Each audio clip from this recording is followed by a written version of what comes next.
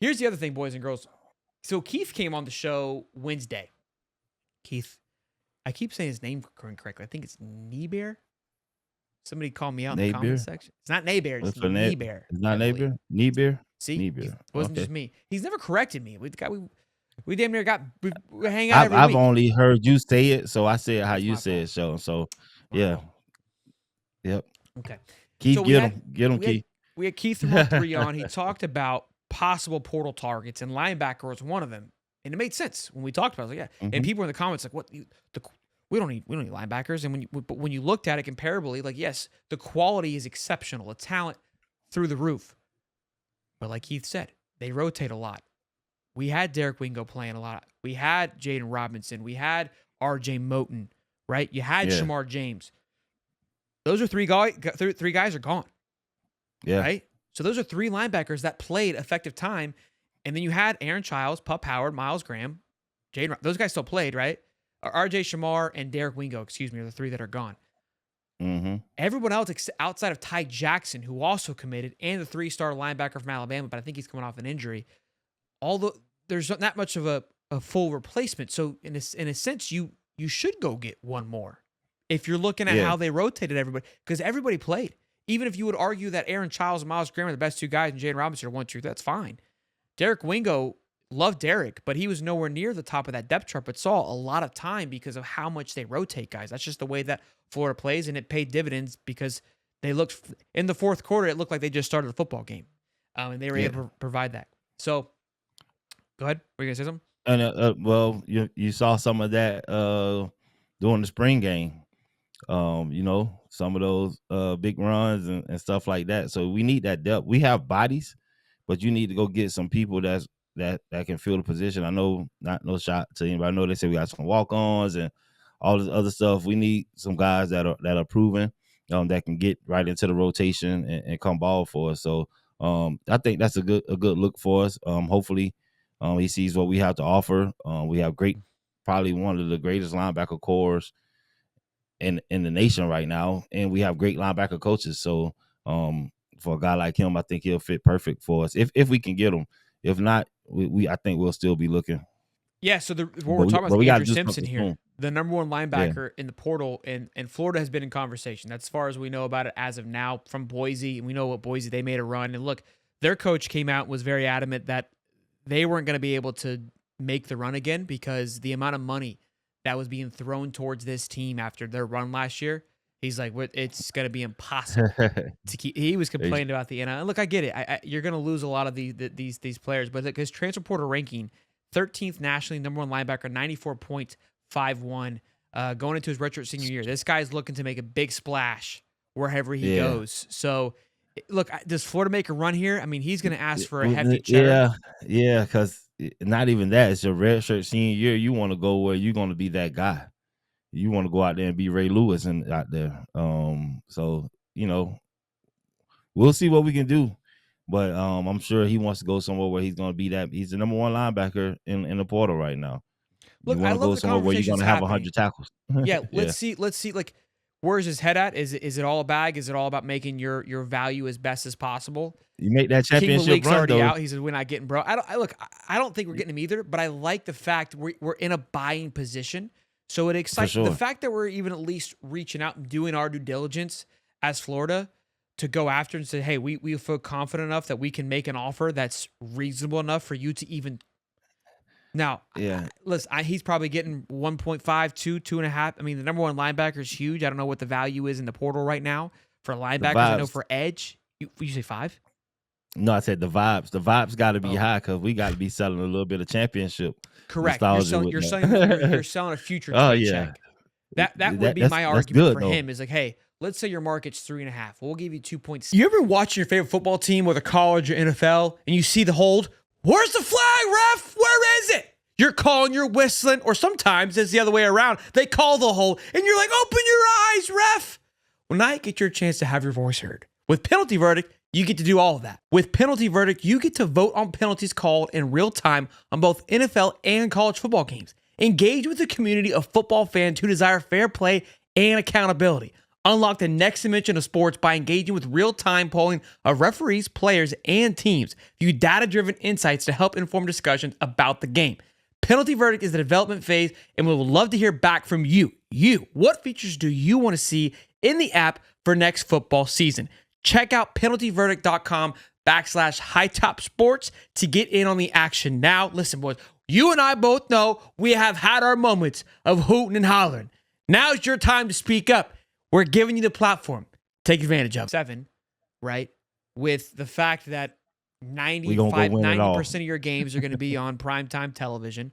Everyone's going to know who, checks notes, Andrew Simpson is by the end of the season. Sure. And think about, look, hey, Shamar James, Messina had the most, standout year.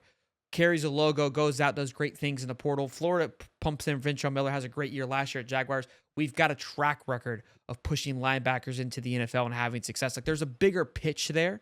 You got to take into consideration, hey, this linebacker room with Pup Howard, Aaron Childs, Miles Graham, how do you fit into that? Jaden Robinson, we always forget about that name.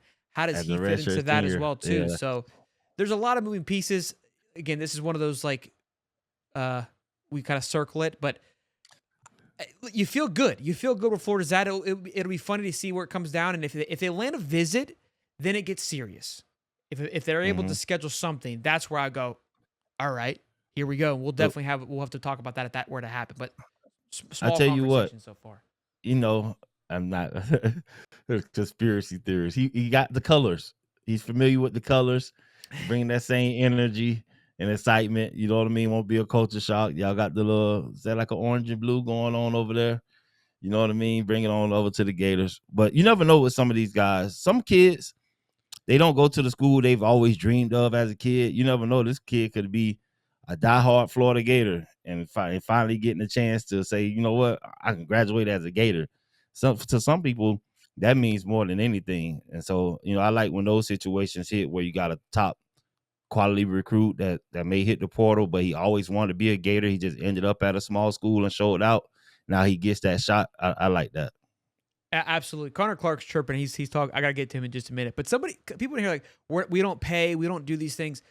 Guys, you can't, you can't keep saying that. The roster that was retained debunks everything. You can't say that anymore. You think DJ Lagway's just playing out of the good of his heart? I mean, yeah, there's a part of it that he is. Do you think Jake Slaughter, All-American, Austin Barber, Damian George, Najee Harris, Caleb Banks, okay, are all playing out of the goodness of their heart? Dallas Wilson, a.k.a. The Freak, Vernell Brown, Eugene Wilson, who was tampered, who you've said on the show, are all just playing for a charity case? Like, you can't say that we don't pay. I would say that the financial situation is in a healthier place than it's ever been. When teams are getting plucked left and right, Florida, who looked at one point wobbly going into last year where guys wouldn't even commit because they didn't know if Billy was going to be there, you flip that around, ultimately finish with a top 7 class and able to retain everybody you recruited. You can't keep waving this flag of Florida doesn't pay. And then they go in basketball. They land one of the top guards in the country, favored to land another. Stop it. Let it go. It was cool 6 months ago. It's not cool anymore. I'm for burning down the bridge if it's not there, if it ain't working. You get them stuff. It's not there anymore. You can't say that anymore. You have there's multiple lists that have come out. DJ Lagway is the number 1 quarterback in the SEC, according to a ton of people. That carries weight. That is money. So stop saying they ain't paying. Stop it. 98% of the roster is locked up. I'm sorry. Listen. No, listen. Look, I'm a Disney Gator. I get it. But I've also been critical on this show. I have worn my hat and I have been pissed with you just as much as possible. I have rode this train with you. They have done everything right thus far. You can't argue that anymore. You can't. Yeah, no, that's a dead argument. But even to that point, like, we gotta stop as fans trying to talk about money so much, man. Y'all, the talk of money is what's polluting the pool, because people are throwing numbers out there that are ridiculous, and y'all are making that like the persona of the team or the what people believe about the team. And if you get that number too high, and nobody's gonna be able to do it. You're gonna have guys coming in asking for things that are impossible because we're throwing out stuff that don't even make no sense. and you will wonder why you can't get guys, because you guys keep throwing out stupid numbers and saying what this person is getting and pocket watching. We got to let these guys handle their business, man.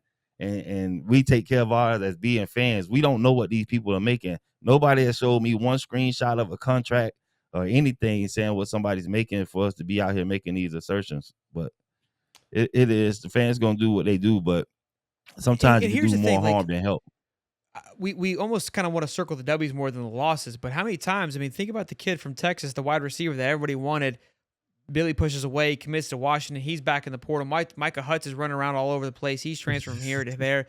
There's only, I mean, you've got less success stories. I mean, the only time that I can think of right now, and I'm sure there's others that you guys will remind me of, but I think more NFL, where the Giants should have paid Saquon. That obviously worked out for the Eagles. But then you got the Cowboys who paid Zeke. That bit him in the ass. It's not. Sometimes just spending the money isn't always the move, you know.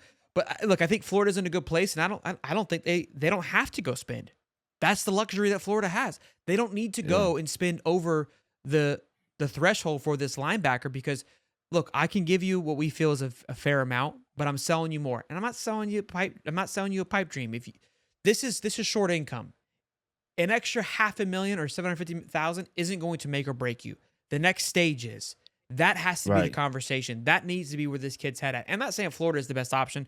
I know he's got offers from, let's see, USC, which would be a complete waste. North Carolina, Syracuse. I love Fran Brown, so I got nothing to say negative about Fran Brown.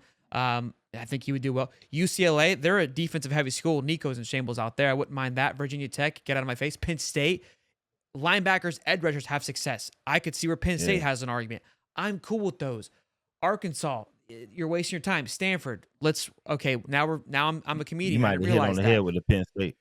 Yeah, I think Penn State is more of a Texas A&M. Texas A&M has Jay Bateman there. Jay Bateman recruited a lot of our great linebackers. He's the defensive coordinator there. Like, these things make sense to me of like, okay, there's financial and growth. That's where this kid needs to make his decision. Thanks.